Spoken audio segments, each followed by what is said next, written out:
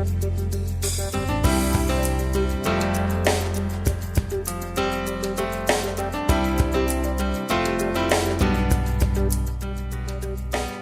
evening, everyone.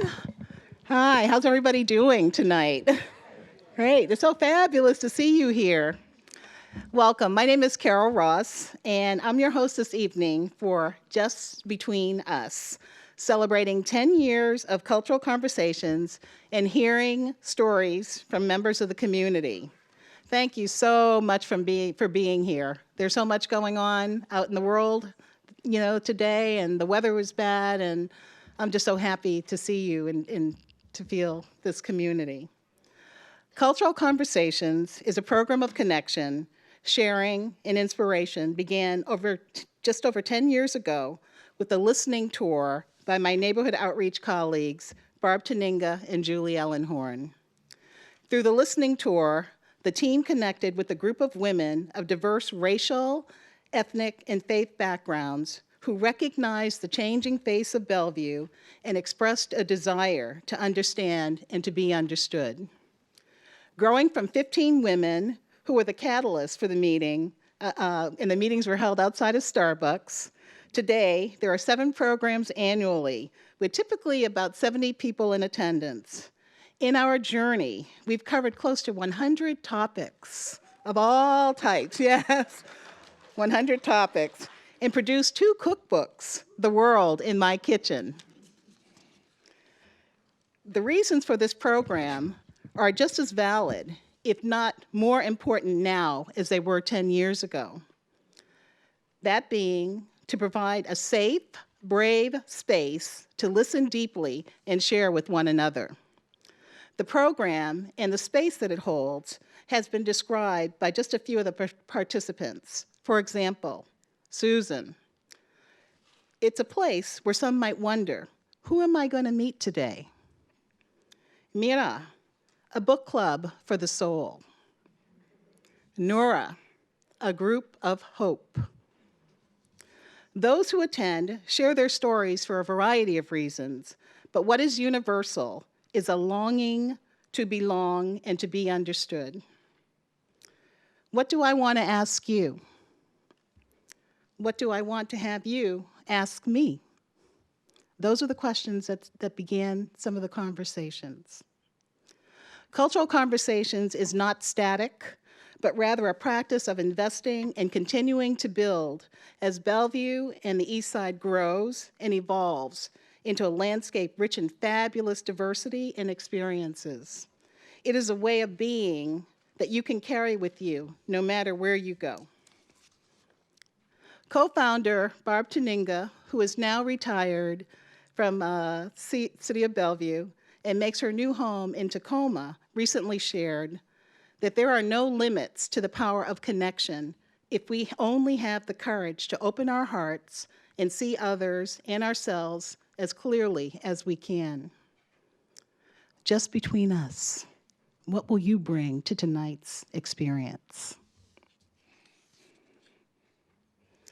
As we begin this program in just a few minutes, I'd like to thank our elected officials for their support, and I will ask them to come forward, please. So as they assemble, come on up. Okay, so in this order, left to right, you kind of know the order, right? You're going to be in? Okay. And as they assemble, I also want to recognize Dr. Francine Weiss from the Bellevue School Board, who's here in the audience tonight. She's going to wave your hand. There she is. Okay, thank you.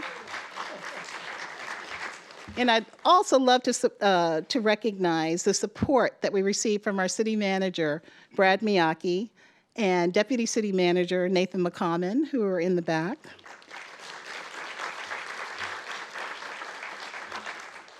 And it goes without saying, being in community development, our director, Mac Cummins, who's in the back that allows us to do this program and be out in the community. Okay, so I'm going to say who is who from right, your right to left, okay. Marilyn Robinson, sitting, okay. Councilmember Conrad Lee. one of our newest council members, Jeremy Barksdale, and council member John Stokes. Okay. They're going to share briefly as we begin this program, so thank you. Well, good evening. It's an honor for us to be here tonight to celebrate the conversations we're going to be having.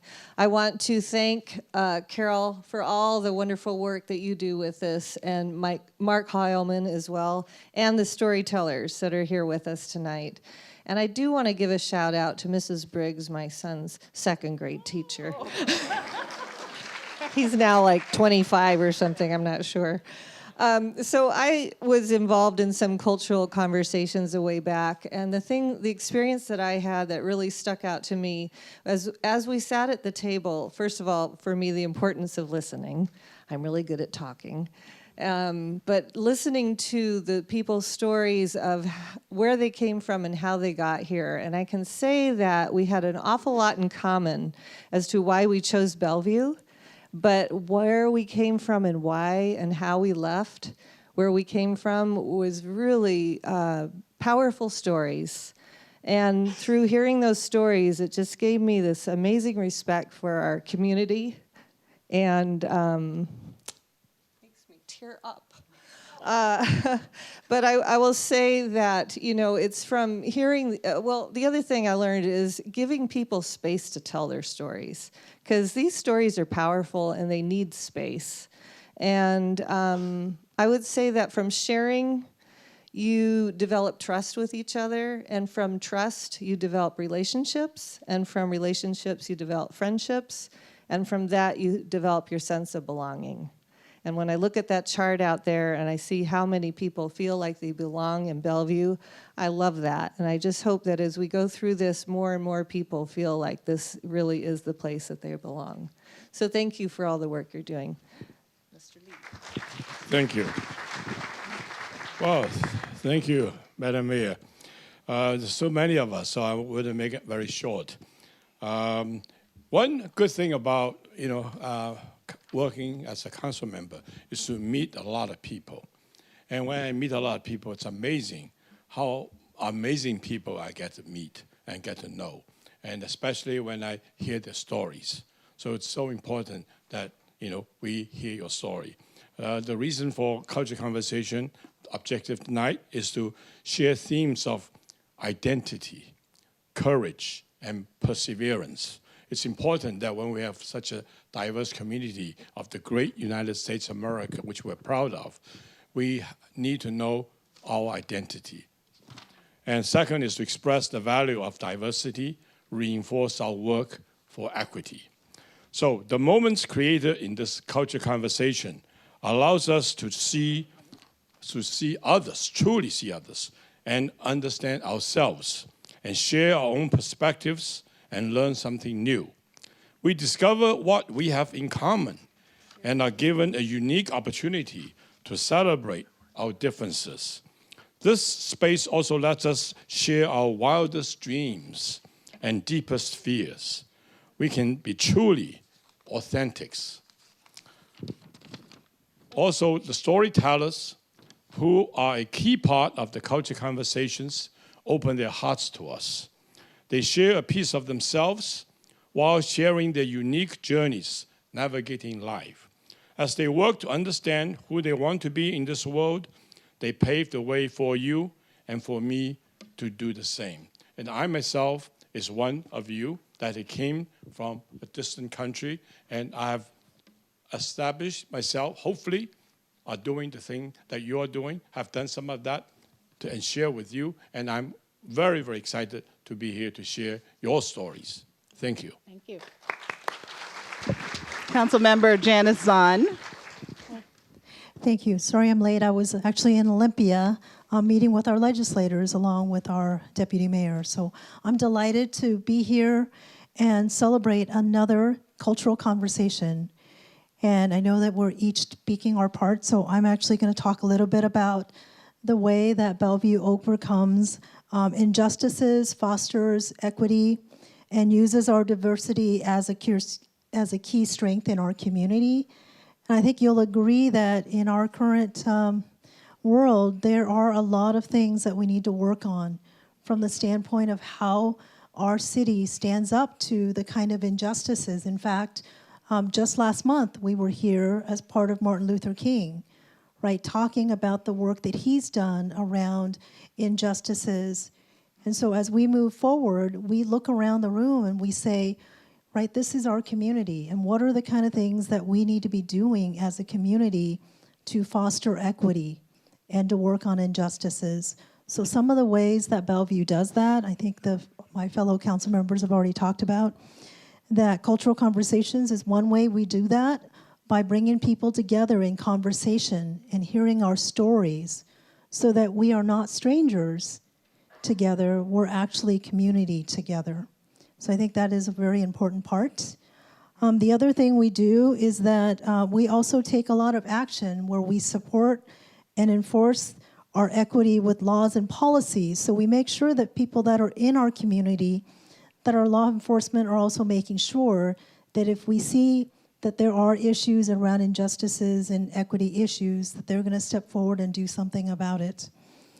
And I would say that related to that, we've all seen that there have been some hate crimes in our communities. There has been, in the last few years, posters in our communities that showcase in ways that are not positive towards our immigrant and refugee community, towards our Jewish community. And this is where we need to step up as a community and say that's not who we are. We're actually united in our cultural diversity and become unified as a community. So I'm really proud of all the work that we do around that, and we will continue to stand up to that. Thank you. Thank you.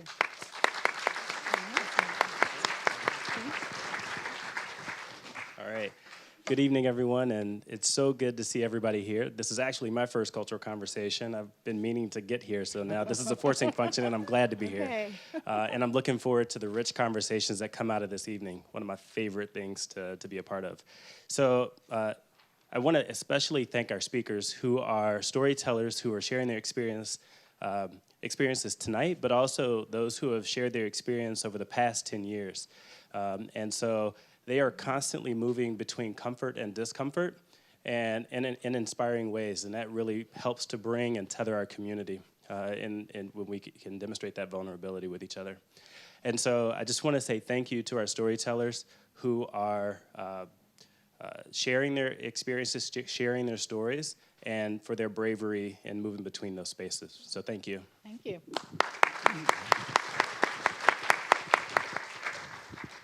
You know, looking around the room today, tonight, reminds me of our overall slogan of Bellevue welcomes the world, our diversity is our strength. And I always say at the end of that, and we really mean it. And you are the ones that really say we mean it in the city. So being here and being part of this whole process and the conversations. At this point, you know, it's great to have you here, and really thank you to being here. But none of us could be here if we didn't have the great work from the staff. And I want to particularly thank our neighborhood services staff and Carol Ross. Carol's been doing this for the past 6 years. Woo!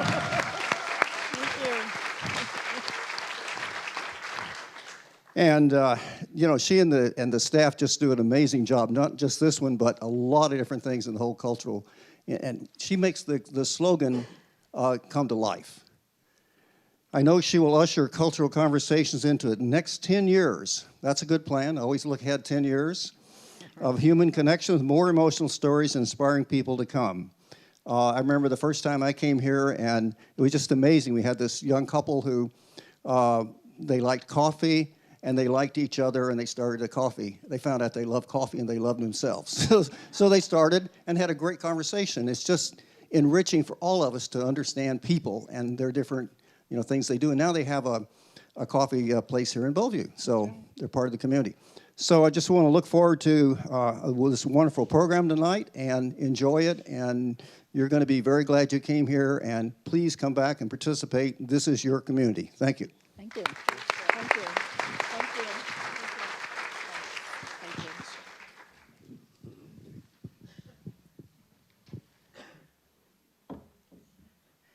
In neighborhood outreach and neighborhood services, it takes a village. Mike McCormick-Huntelman, Teresa Cuthill, Julie Ellenhorn, Mark Heilman, we're all part of the team working together along with conflict resolution, so thank you to them as well.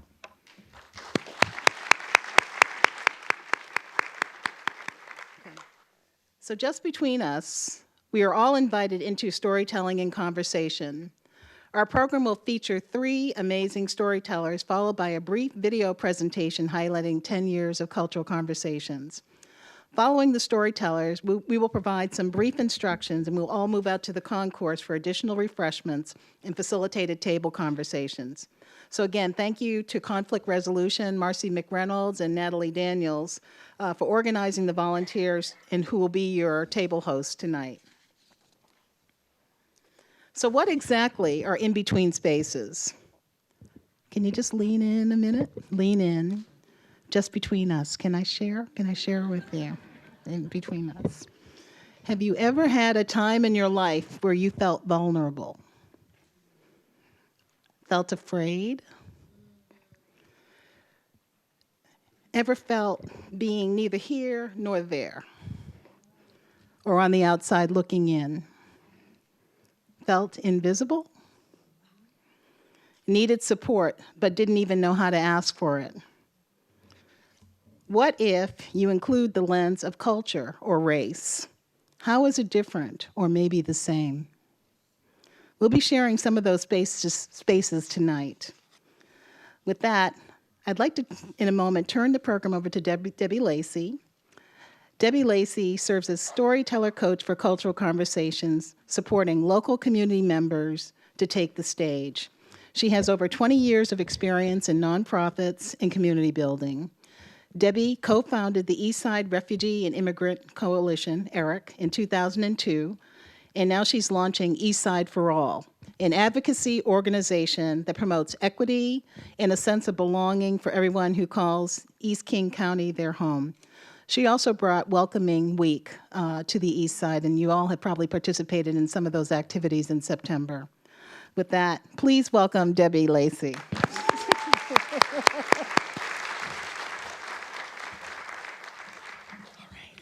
Thank you. Thank you, Carol. Thanks, everybody. I really don't want to have you wait 1 minute more for these storytellers, folks. I know you rowed your boats, you swam to get here, and we don't want to keep you waiting any longer. It is my great pleasure to work with these storytellers, and I want to first introduce you to our very first storyteller, our brave first one of the night, and that is Fadimo. Fadimo is a high school senior in Bellevue and is highly involved in the community. She's part of the Gates Foundation's Youth Ambassador Program, the president of MAY, which is the Movement of Advocacy for Youth, and a founding board member for Eastside for All, full disclosure. Nearly 2 years ago, she was in this room receiving a Bellevue Youth Link Award for Outstanding Youth Leader. She is truly a leader for change, inspiring both young people and adults, myself included, to make a difference, particularly when it comes to spreading compassion and addressing injustice. I've had the great pleasure of supporting Fadimo's mother to tell her story here, and now her eldest daughter, Fadimo, continues the tradition. Please welcome Fadimo to the stage.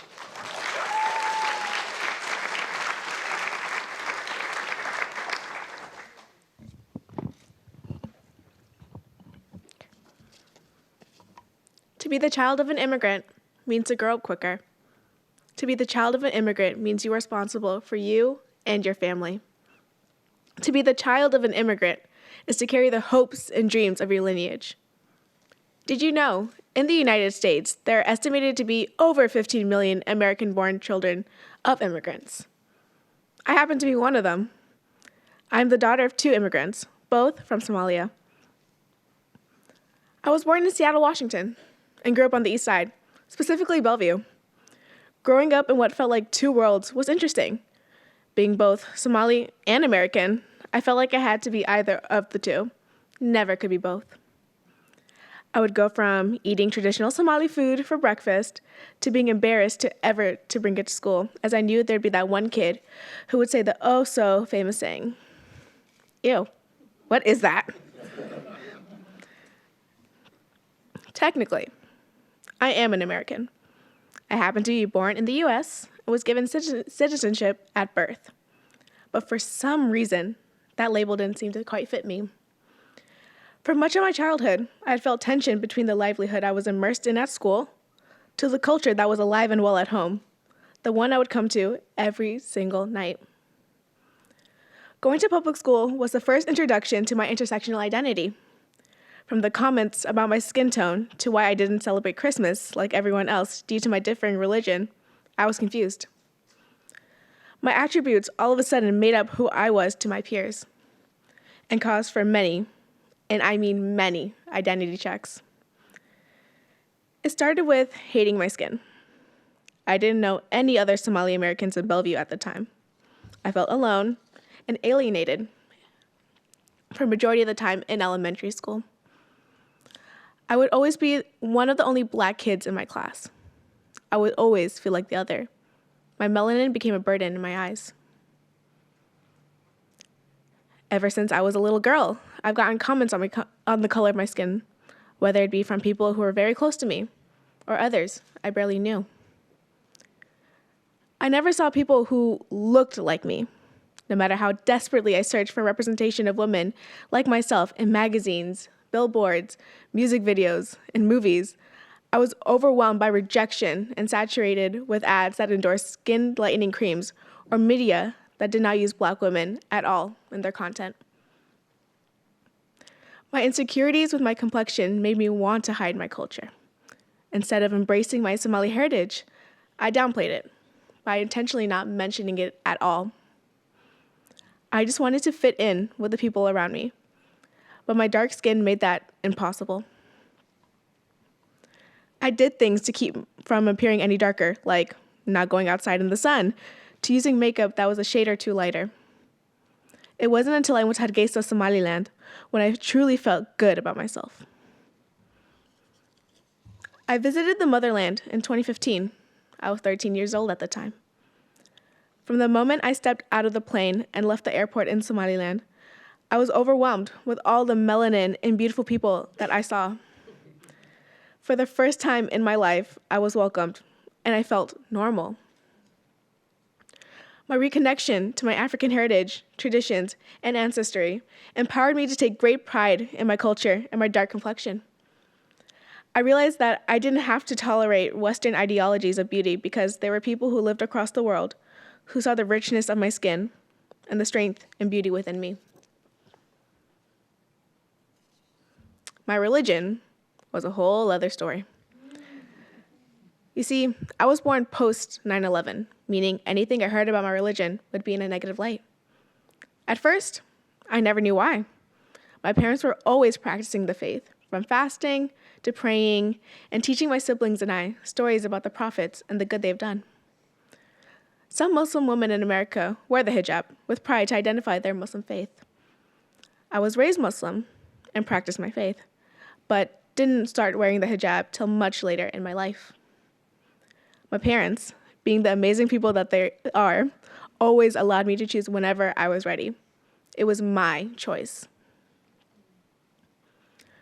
Before wearing my hijab, most people thought I wasn't Muslim or wasn't practicing due to not wearing it.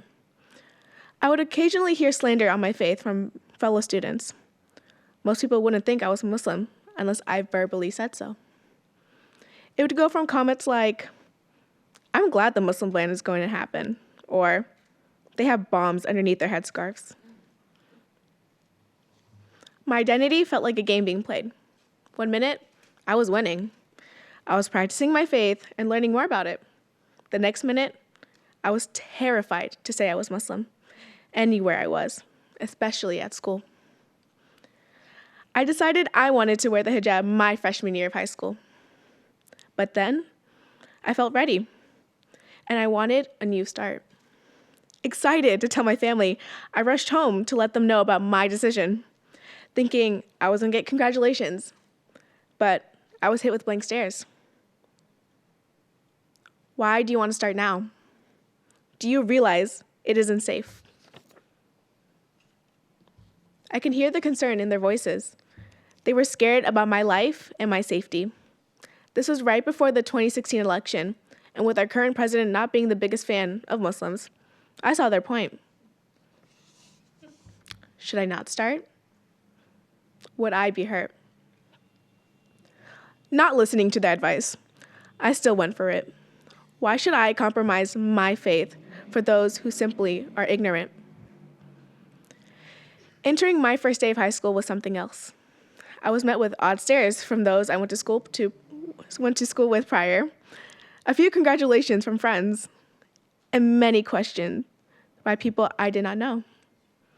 I also noticed how many didn't want to talk about Islam or any Muslim issue when I was around, as they knew I would have a say or rebuttal to their comments.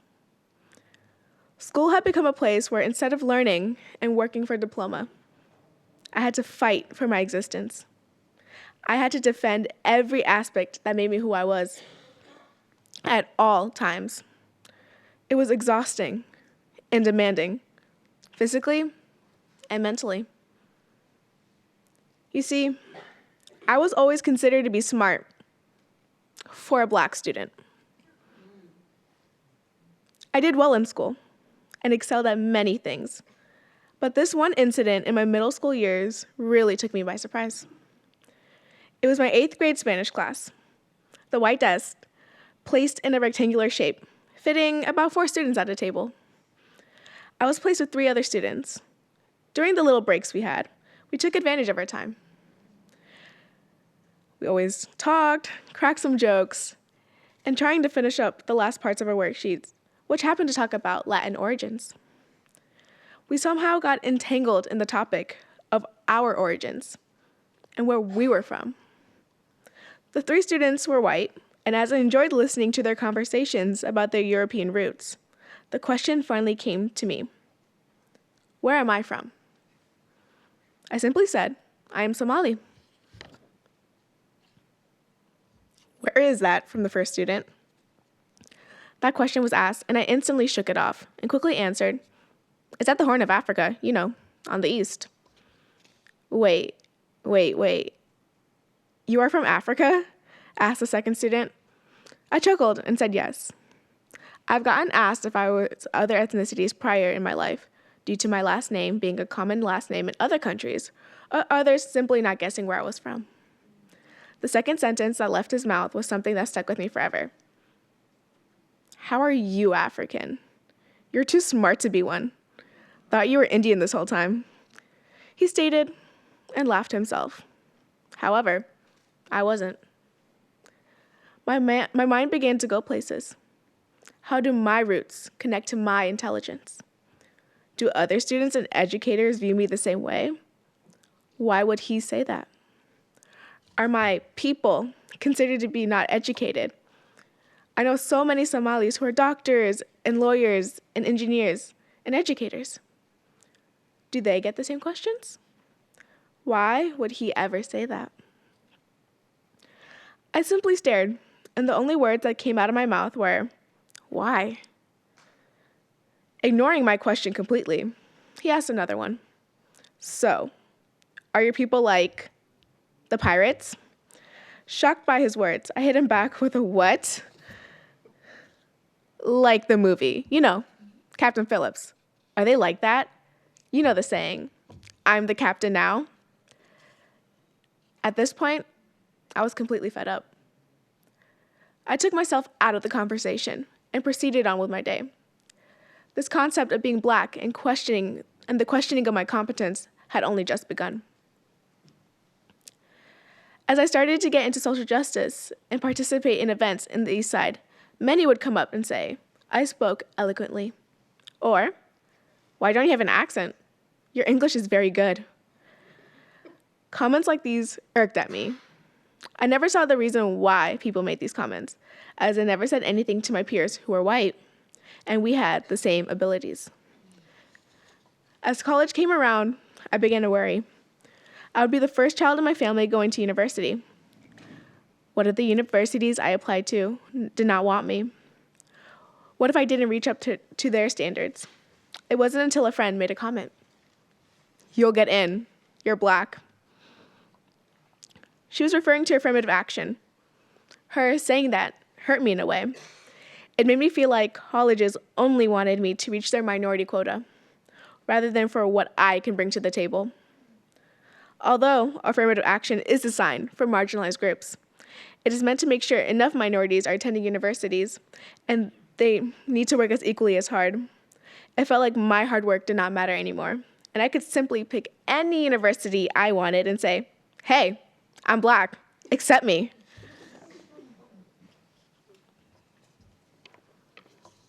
My parents immigrated here for many reasons. One being education, another being their safety and their love for this country. Lastly, for the children they hope to have. They wanted to have a safe and secure life in a country that guaranteed an excellent education and workforce. They sacrificed more than I could ever describe for their children. As I grow older, I realize no matter what myself or my two siblings do, it will never compare to what they've done for us. Being their child has taught me to work hard and love what I do. Being their child taught me to love myself for who I am, and not for how others view me or want to change me. Being their child taught me to love my intersectional identity. No matter how complex or hard it seems to deal with, it makes me who I am. What they've done for me in their lifetime has set me up for what I want to do for mine. Coming from a child of an immigrant, whenever I hear that phrase, it must deal with a scholarship or some form of identification.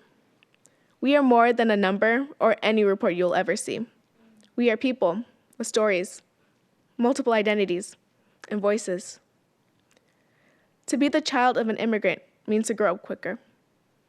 It means you are responsible for you and your family, as well as carrying the hopes and dreams for your lineage.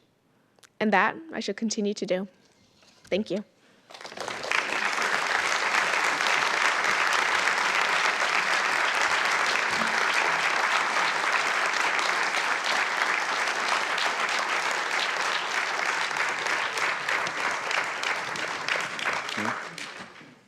Thank you, Fatima.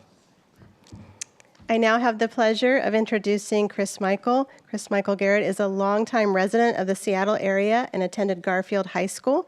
He's a graduate of Central Washington University, where he played forward for the university's basketball team. You won't guess why when he stands up. Chris Michael works as a financial planner and advisor here in Bellevue, and we're so happy to have him share how he lives life in a way that closes any gaps that may exist between people and groups. Please welcome Chris Michael.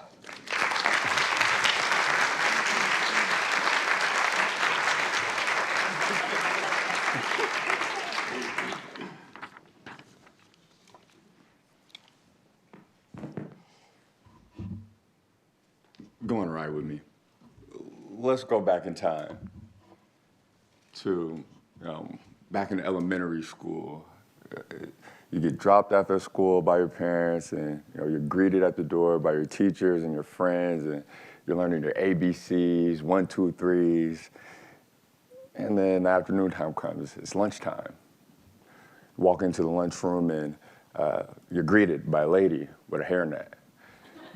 She hands you a tray and then tells you how much money you have available on your books. You're taking this tray and you're sliding down, making your selections with what's going to fill you for the day.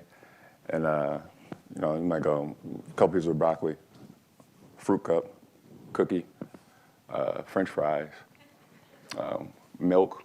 Chocolate milk is the best. It's Monday, so you might have some mystery meat. And and this lunch tray, it's got an assortment of flavors and different things that are meant to fuel you and nourish you. It is very similar to how our city is. Depending on what part of the city that you're in, you kind of get a different flavor, whether it be you're in the Capitol Hill area or Beacon Hill, the South End, the Central District, Bellevue. You get a different type of person. And if you're anything like me as a kid, you traded everything off your plate for the cookies. It's something sweet, easy to digest. That is oftentimes how we tend to kind of organize ourselves in these different groups, what we call our friends. And you know, let me set the table. Like, here's how my high school was divided and organized. You had, you know, the kids that were in what they call the regular programs, and then you had the kids in the honors and AP programs. The kids in the regular programs, they tend to look a lot more like me, you know, black and brown. The kids in the honor and the AP programs, you know, were more commonly white and Asian. Now, I had this unique experience of literally fitting in everywhere because I didn't fit in anywhere. While I was, you know, I wasn't black enough all ways to, you know, be with, you know, the black kids. There were times where I was too black to fit in with everybody else. So here's what a typical day of lunch was like for me. I leave my classroom, I go out into the hallway, onto the balcony, right in front of the library, and that's where, you know, all the black kids were. Start my day off there. And, you know, you might walk up and there might be a rap battle going on, a bag session, you know, kids cracking jokes on each other. I don't know what y'all call it. And then from there, I'd slide down to the left side of the lunchroom and I would, you know, hang out with the Asian kids. You know, I got to know them very well because we're the only other minorities, you know, in the classroom. So I got to know them very well. And then I you know, zip across to the other side of the classroom, of the lunchroom, and you know, that's where typically, you know, the African kids hang out. Got along with them, you know, look like me. And then I, you know, spill out into the hallway, go up the stairs to the 3rd floor, into this hallway right on the front part of the school, and, you know, that's where the kids who I went to class were hanging out. And then I slide down to the 2nd floor and, you know, go past the music room and the art room, and, you know, the kids who I really had the most in common with, you know, for, you know, lack of, you know, better way to label them, you know, the alternative kids who didn't really quite have a place, you know, that's usually where they tended to hang out. And then I wrap around to the back hallway of the school over on Alder Street, and, you know, that's where I find a younger version of the, you know, the kids I went to class with. And I'd swoop back around and be back on the balcony. And, you know, after having some time, you know, being removed from high school and having the opportunity to, you know, to look back and, you know, ask, you know, some of my friends, like, were you guys even aware that I was, you know, talking and maneuvering through these, you know, various different groups? A lot of them, you know, they weren't aware. And then I would meet kids, you know, who, you know, went to the school, and, you know, maybe they went there when I went there and I didn't know them, or, you know, maybe they went after, but I could pinpoint to them where exactly it was that they, you know, sat at during lunch just by looking at them. And oftentimes I'd be correct. And, you know, there'd be times where I'd take friends, you know, back then, and, you know, I'd take them on, you know, I would call, you know, like field trips, you know, where, you know, they come and, you know, visit with me, just all these different groups, and, you know, just learn, you know, the different languages that you know, that you're speaking in these different groups. You know, every group's got its own, you know, sort of flavor and communication style. And here's what I'm challenging for everyone to do today. You know, go on that journey. You know, go on that field trip. You know, reach out and connect and get to know somebody, you know, who's, you know, different from you. You know, we as human beings, we all have this desire, you know, to want to be loved and to be accepted and to be able to be a part.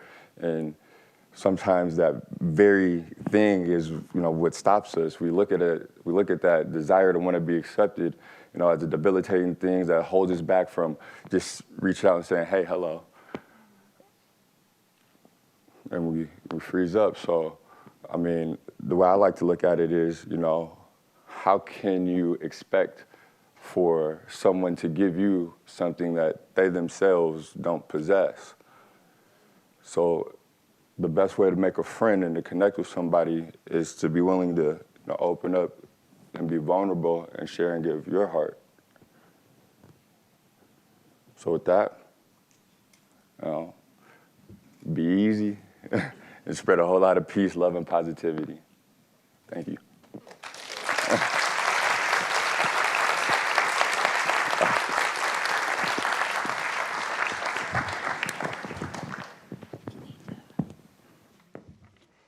Thank you so much, Chris Michael. At this time, I'd like to welcome Tulika Dugar. There we go. Tulika is a longtime Bellevue resident, originally from Mumbai, India. She works at the India Association of Western Washington, one of my very favorite organizations in the community. She supports civic engagement for communities all over the East Side. She's a wife and a mother of two with a love of nature, health and fitness, and the arts. Tulika has the passion and talent of a true poet, and we're grateful to have her as such an important part of our community. Tulika, please come up. Thank you.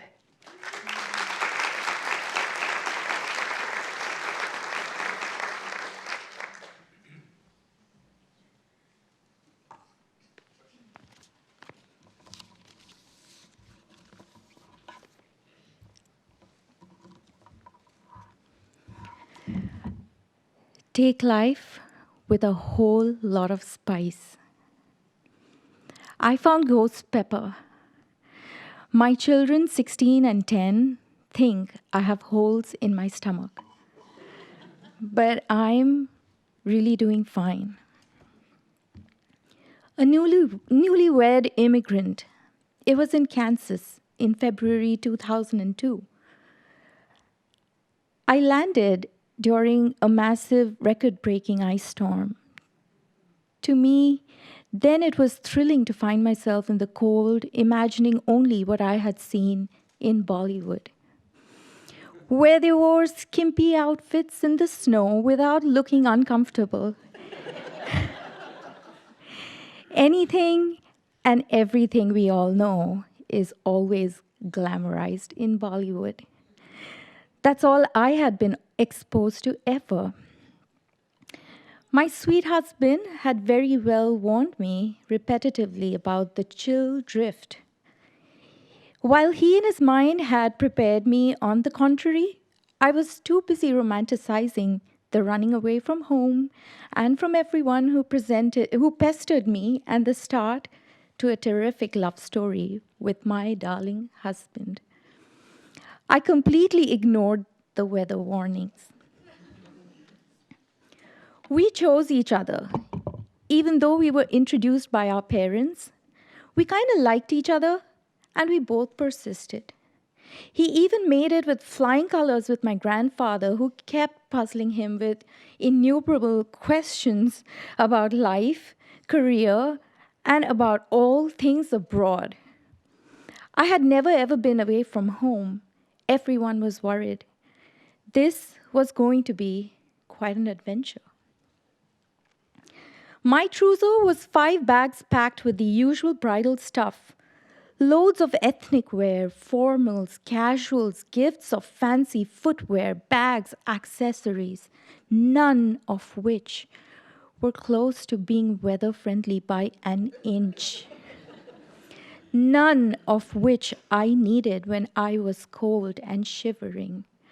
Paradoxically, it could not hold any of the finery, and my clothes stayed in suitcases intact for months, even in a walk-in closet, until it was time to move into another apartment and to another every 6 months. There was not a human at sight for miles in Kansas. My then apartment complex used to face a school, and occasionally I'd hear the bell if I was awake. I rationalized this initial lull for jet lag and didn't realize when it had become my lifestyle, where I was totally a different person compared to the one I ever knew. I wouldn't want to wake up for days. I did not know how to bring myself back. A huge sense of disappointment mixed with disapproval, dejection, separatedness, shame, fear, guilt toward the environment crept upon me and grew so big that I landed into depression without even knowing what it meant in real life. Back home, I had a village. We were 3 sisters. We had our grandparents always, aunts and uncles, and active neighbors. They even knew when we'd sneak out for a party at night. And here, I had to create everything from scratch in order to feel at home. Even the gossip had to be created. Now, we all well know that food plays an important role in a person's life. I never realized what a big foodie I was. I recall those days of my being a fresh immigrant here, how I missed home-cooked food, especially made by my mother, my grandmothers. I even missed the things I earlier couldn't stand, like the smell of esofetida and the texture of peas. I just felt helplessly disconnected and empty. We've all heard the age-old saying, the way to one's heart is through their stomach. Oh, how I actually lived the painful side of this line 1,000,000 times over as it gets to sting me so deep, leaving a wound that I never saw, ever, right from the start. My husband never really liked my food.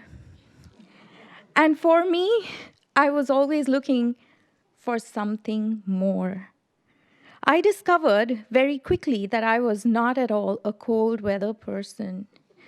And the honeymoon phase for the new land quickly dwindled into real life itself.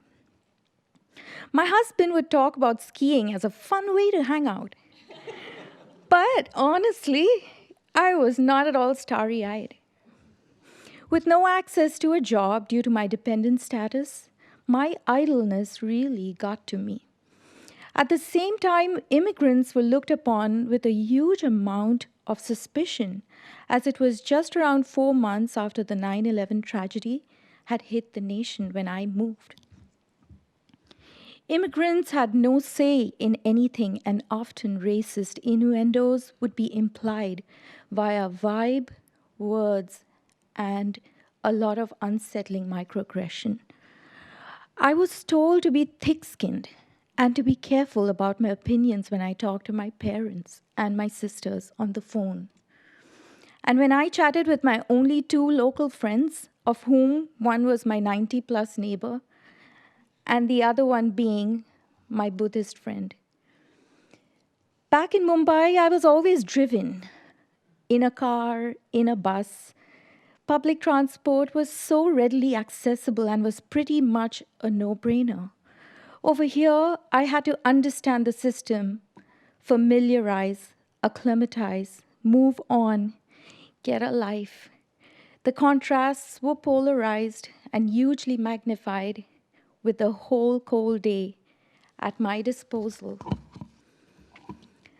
While my husband was busy trying to pay off student loans, he continued to be the sole provider. He was building his career, and we decided to start a family so I could be the hands-on mom. I gleefully elected to do so. I could take a break from the full-time job and a robust career in corporate sales, and that promising break became this indefinite time of waiting for permit, for permission, for pretty much everything, leading to self-doubt all the time. I became such a wreck I only see today. I was scared, anxious. I didn't trust myself or my opinions. They were either in existence or they did not matter. By then, I may have been consumed by full-blown depression, harboring feelings of isolation with low energy, a sense of unattractiveness, and all I could see in the mirror was a mom, which I took pride in, but I knew I wanted to be more. I knew I could, and I knew I was. Rahul, my baby, was with us through the struggles of a first-generational Indian transplants child. I knew I had to create a village for the sake of my kiddo. I had always heard that I had good people skills. Doing errands with a bunch of friends was a start, a norm, as only a select few had a local few relatives from which they could find ways around and find out about driving permits and things about town. It was always fun to have company and finish errands together. A bunch of us would usually chip in for gas as we turned our grocery store trips into once-a-week outings with these friends. Everyone would just pile in one car. We all missed home, and it was obvious we all missed our village. We were loud and obnoxious. It helped us doing what we needed then in each other's homes, in each other's businesses, as we rotated around slowly, and it became a means to share like-minded, fresh transplant, everyday challenges, and also helped us laugh some of it away. In Kansas, I got to experiment with a series of firsts. Out of sheer frustration, I wore a sari to our first Christmas invitation. It was freezing, but it was freeing. And I managed.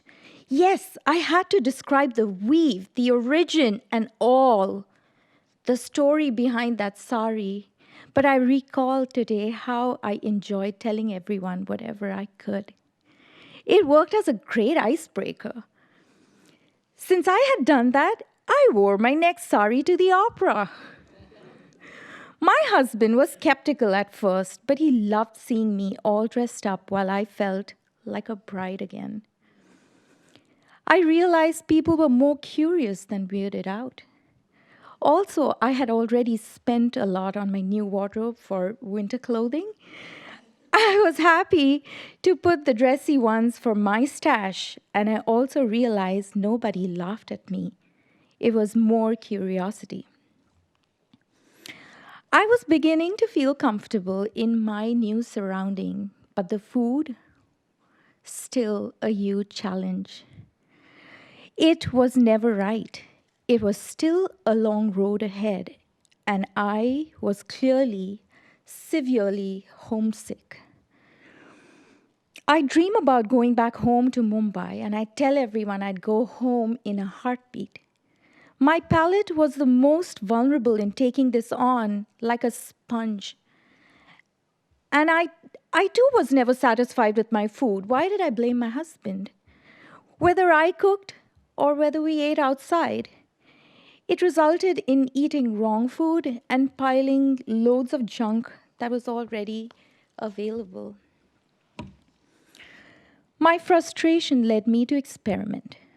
I went to the extent of sprinkling spicy chili pepper powder, not smoked paprika, on chips to curb my craving. But nothing really worked. In Kansas, everything spicy translated in my tongue as sweet. Here I began my quest for mom's spice, mom's taste, mom's food, her recipe. I knew it was never going to be the same because she always had this one secret ingredient that nobody knew about. But there was hope, and I was a mom. I found myself trying out all the different spices available in every single cuisine. Sid and I, we obviously ate out a lot. By 2004, we both grew out of Kansas and moved to the green Pacific Northwest. It's only here that I realized how badly sunk into depression I was. For the very first time, I faced my depression as I looked it in the eye. My weight was way off compared to the general silhouettes here, as opposed to the ones in the heartland. I knew I had to take some serious steps to thrive here. Everyone seemed super active, on the go. I could see the reflection of my inertia as it hit home. Being overweight was never on my things to work on ever. I decided to take some drastic steps to change my body, and in 2 years I did, with the help of a fitness trainer in my neighborhood gym. It was my husband's gift for Mother's Day. It was expensive then, and I remember I had to make every penny count. With that, I went through a series of metamorphoses. I started to discover the me bit by bit as I peeled off the fear that I had shut down for years. The guilt of not being enough. Started to question the need and I stopped to question the need for constant validation. I was slowly getting out, and while there was so much to figure, I was finally willing to look at my career. Through this journey, I had developed a newfound passion for fitness and nutrition. I started seeing myself as a person who could be making some positive impacts in my surroundings. The thought gave me such a sense of purpose. My husband helped me enroll in a school where I finally found my tribe expand. So far, all our interactions were through him or his work. It was about time to change that and to find my own identity. I started to see myself evolving and connecting. Although it seems drastic and quick, my journey had started when I stepped foot here so far away from my motherland. Through this journey of self-discovery, of learning and unlearning so many things, I didn't realize my sense of affection, belonging, and love that snuck into me as if a part of my conscience. One day when I noticed my bumps during the American national anthem sung at a Super Bowl party. I was not even a citizen then. What was this? It was a deafening silent party in my head. I knew right then that I belonged. The dawn, I had accepted myself here and that I had learned to respect the freedom to make my independent decisions with confidence without asking mom and dad or my husband. Here I found certain values that I disregard from the traditional dogmas of hierarchy that allowed the rebel spirit in me breathe for causes that I hold dear. To go the extra mile for it. Today I write endless verses in poetic form. Although I don't proclaim to be a poet, my readers do call me so.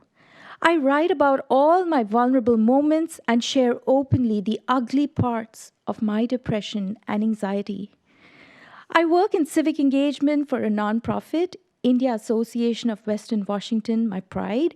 This ties up well with my causes where I want to bring change, and the sprouting inner voice of activism in me can finally thrive. I do not fear judgment from people. I believe in dialogue, as I think it's the only way that I can grow. It is only in this culture that I learn to be a better listener. I recall often I would complete people's sentences. Only today, I can tell how annoying I must have been. I'm so happy to work for my community in Census 2020, where I talk about why being counted is important.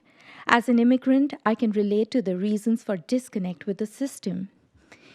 India gave me birth. America provided me the voice. If India was my womb, America made me feel at home. And as far as my thirst for spice goes, I will keep finding the harshest of chili peppers as mom is still 1,000 miles away. I will keep searching for that flavor with the same intent of closing the gap to find mama's food. This way, I'll keep trying out different chili peppers, going for the extra kick, the heat, some of which people dare not even try. And I go head on for the sheer unknown that burns me, reminding me how I came to this land. Unknown, cold, that today has become fiery warm. A place I have grown to call home. Thank you.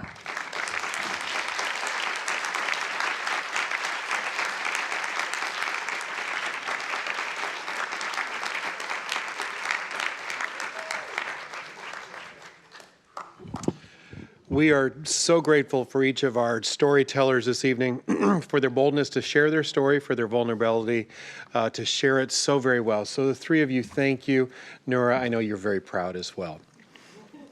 I will tell you as well that kind of the follow through is actually there. Chris Michael and I actually met on the 271 bus a couple years ago.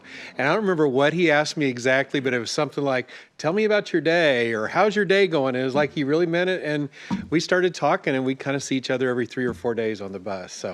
So he encouraged you to go on a field trip, take other people with you. I would just say, in credibility, Chris Michael has actually done that. So thank you for going on a field trip on the same bus with me. We're also very grateful as well for Carol. She has the ability to step out, just as I acknowledge her. But Carol and her ability not to just plan an event and the logistics, but to put her heart, express her heart, and to draw out other people's hearts as well. Everything that you enjoy this evening is very much because of Carol and Julie and Barb and Debbie as well, her ability to draw out stories. So Carol and Julie and Barb are not here this evening, but I know they represent them. Carol, late Debbie, would you please stand?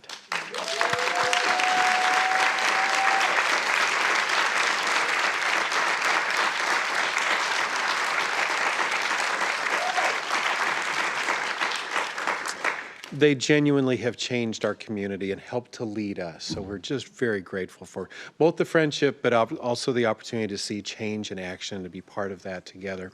I also want to say as well, staff, we have staff that come and volunteer in the evening to be facilitators for the conversations we have, but also the graphics. Several people have mentioned the graphics. I just want to acknowledge Solvita Opinix and Ted Van Dyke, and just again, kind of capturing the heart and knowing the import of what happens on these evenings. So staff, they're facilitating, and Ted and Solvita, we're very grateful for everyone that helps this evening be such a success. So thank you, staff, and Solvita and Ted. So.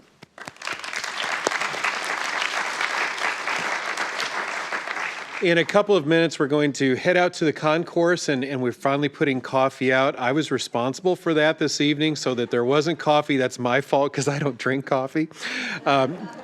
That's me, that's not Carol. So I didn't put coffee out, but it is out there now with cookies.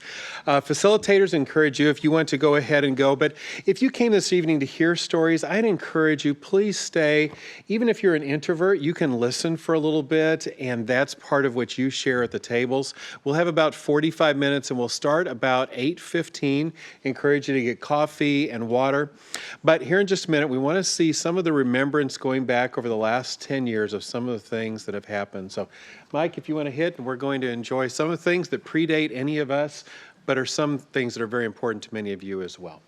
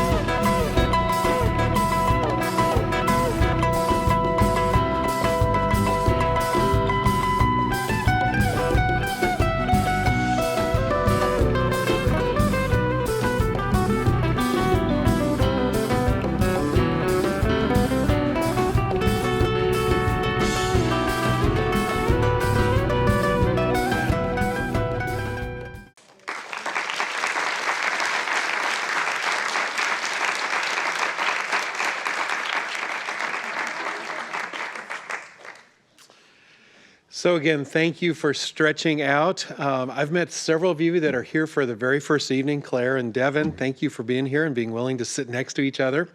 A number of you have helped to establish this program, and you live it out beyond what an evening is or what an afternoon at Crossroads Community Center is. I want to mention just a couple of things. As Carol said, this is a program that takes place 7 times over the year typically, and will be again in March. Correct, at Crossroads Community Center. A couple of things coming up from our department. We are going to repeat something we piloted last year and continuing to see kind of how this works, and we're learning from. Welcome to City Hall. So March the 19th, we are going to be hosting on a Thursday evening our Spanish speaking neighbors, residents. They'll be in both English and Spanish. You're welcome to come to any one of these 3. And then the first Friday in April, we're going to be for our South Asian friends. That will be in English. And again, everyone is welcome. And then in May, we're doing again in Mandarin and English. And it's basically about 3 or 4 hours to meet the police chief, fire chief, learn about clean water, recycling, and just get an opportunity to ask some questions and realize that no matter where you come from, we want this to be a portion of your home as well. So we look forward to meeting you during those opportunities, other things that you can watch for as well. But as you see those opportunities that lots of our departments and other services within the city provide, you think about, is that something for me? The answer is yes. It's for us, and we do it better when we do it all together. So thank you for being here. Please grab a cookie and whatever drink, and then go to the tables. And we'll have about 45 minutes to discuss and share the things that you would like to. Thank you so much for being here and sharing the evening together.